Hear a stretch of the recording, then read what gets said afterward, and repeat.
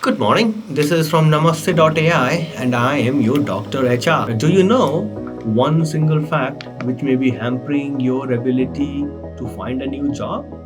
You have made your good CV, maybe you have used talentbridge.ai to make your good CV or any other competing platform. But once your CV land on a desk of a recruiter, they only take 6 seconds to scan it. Now, 6 seconds can define whether you are going to get a job or not. What are you going to do to make your chances stand out? Well, we will talk about that in today's. Number one is the title.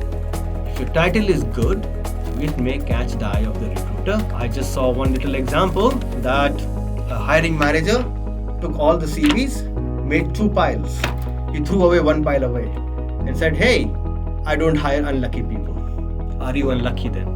Well, you will be unlucky if your title is not proper. So make sure that you hire a professional who will review your CV. We do offer the same services. You can use ours or use one of the competing ones. But do that and increase your chances to get hired today.